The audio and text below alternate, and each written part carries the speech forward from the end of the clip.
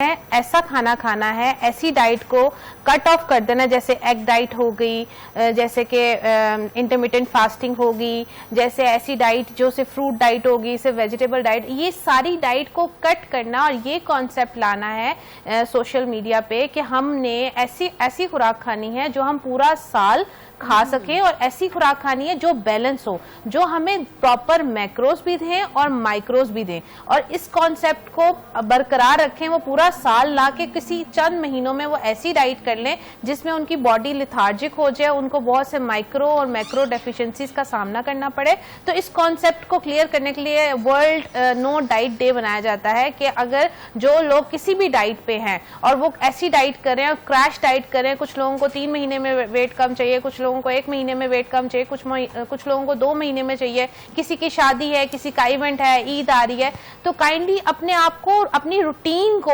ऐसे मोनेटाइज करें कि वो आपको लगे ही ना कि आप डाइट करें, आप पूरा साल आपने कहा कि ऐसी डाइट प्लान को फॉलो करें जो पूरा साल हम खा सके। ऐसी कौन सी डाइट है? अच्छा देखिए, मैं हमेशा ये कहती हूँ आपने हमेशा क्लीन डाइट लेनी है। क्लीन डाइट का क्या मकसद है कि आपका बहुत अच्छा एक बेहतरीन 400 कैलोरीज का ब्रेकफास्ट हो। अब उसमें आपकी मैक्रोस में यानी कि फैट, प्रोटीन, कार्ब्स, तीनों चीजें आपके कवर होती हैं। बड़ा अच्छे तरीके से 10 बजे से पहले आप नाश्ता करें।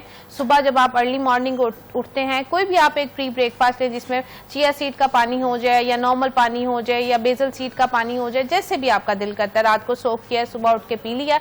10 बजे से पहले आपने नाश्ता कर लेना और नाश्ते में तीनों कंपोनेंट आपके पूरे होने चाहिए, जिसमें मैक्रोस पूरे हों, फैट भी हो, कार्ब भी हो, प्रोटीन भी हो। अब ये जरूरी नहीं है कि डाइट एक मम्मी डैडी डाइट है और आप 10 बजे से पहले नाश्ता क्यों करें?